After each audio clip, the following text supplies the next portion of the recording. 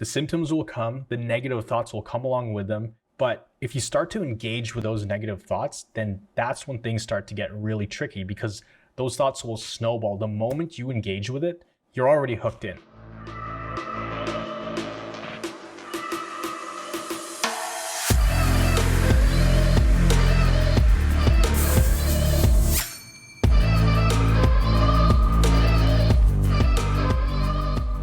How's it going, Thrivers? Miguel here with CFS Recovery. Today, in this video, I want to share an analogy for dealing with your current situation, especially the emotions and the symptoms that you're feeling. Because a lot of the times, it's very hard to really see things clearly. When you're in the middle of this mess, it's like you're in a fog. Like you kind of lose track of time, you lose track of who you are, you lose track of your personality. There is a big identity shift, because when you're not able to work or you're not able to walk around or spend time with your friends or do everything that you've done in your life, when everything has to come to a grinding halt, then you do lose a part of yourself and you literally have to reinvent yourself. But from the time you're not able to do all that stuff to the time you reinvent yourself, there is this gray area where you're still trying to figure yourself out. You're still learning a lot about yourself. I like to think of it like you explore the darkest corners of your mind, the positive, the negative, and mainly the negative that we've been pushing down inside for all these years,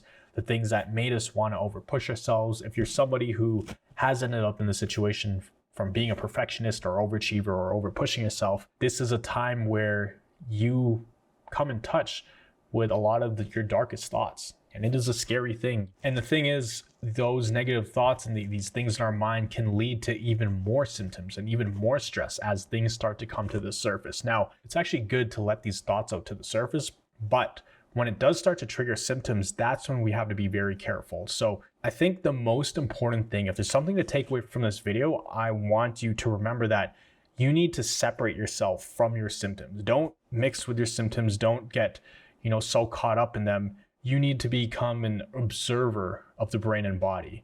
In one of the recovery jumpstart calls, I had this analogy where, you know how if you put olive oil or any kind of oil into water, it separates. They don't mix together.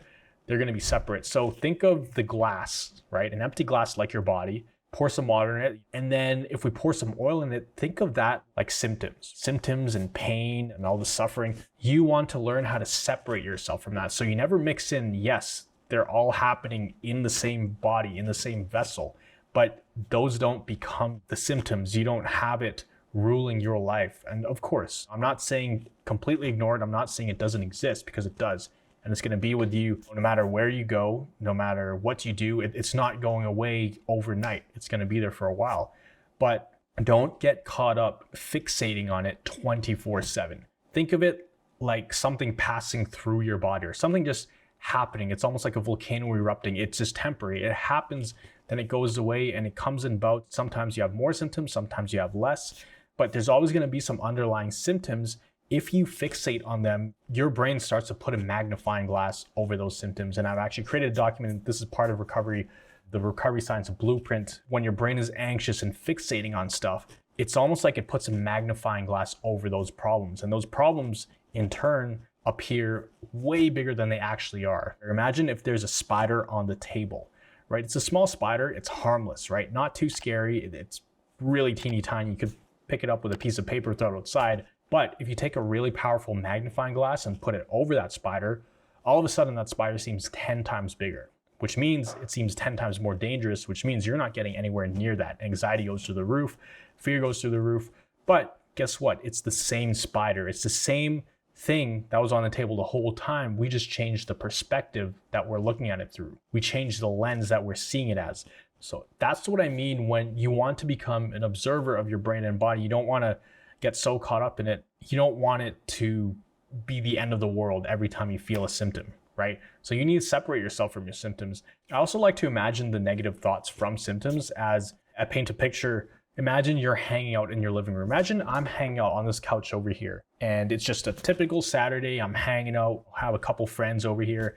All of a sudden, some stranger bursts through that door right there, comes in and starts telling me, oh, guys, there could be an earthquake. There could be a tsunami. The world could end today. An asteroid could hit us. We think he's crazy. So we would just sit there, look at him and be like, okay, What's your deal? The thing is, the more we engage in that conversation, the more we get drawn into something like that, then the more real it becomes and the more of a problem it is. Even though it might not be real, everything that he's saying, it's just almost like a thorn in our side. It's not pleasant. It's just a waste of time. It doesn't accomplish anything. Whereas if we just look at him, acknowledge that he's there, just ignore him, just go on about our day, he's going to leave eventually. He's going to leave the room.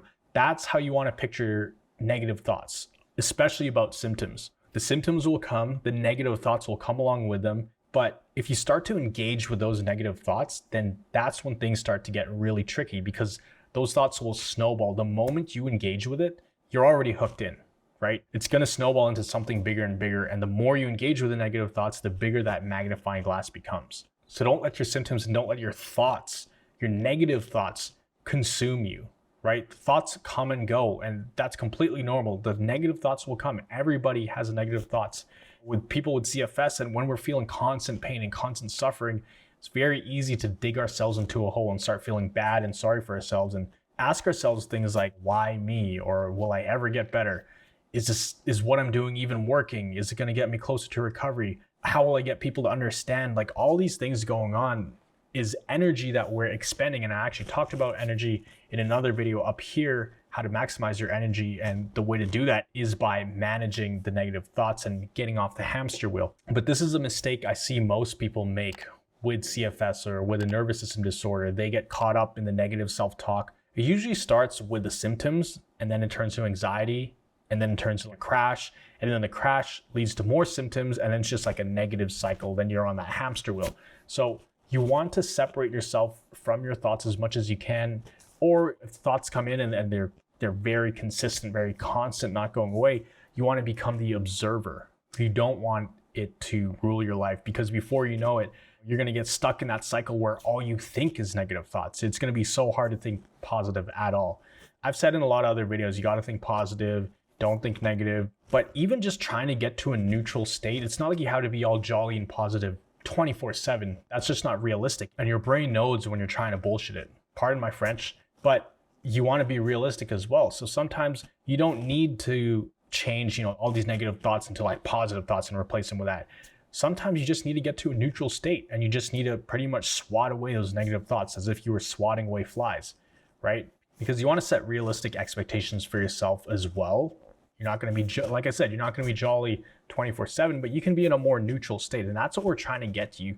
Obviously, we want more positive, but first we need to get you from negative to a neutral state, then a neutral state to, a more positive state. Because when you're in a more positive state, you start to heal a lot more. We just get you out of that roller coaster, out of that negative cycle that's just tail spinning out of control. So I hope these analogies help.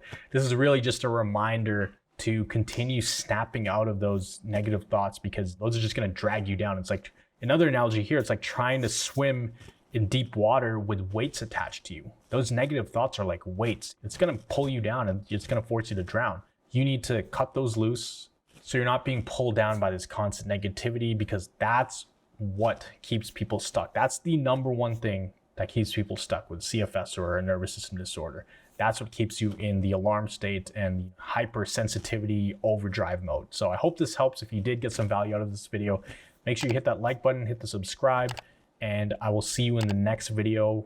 You are just one mind shift away from living a life with thriving health, and you are a thriver. I'll see you in the next video.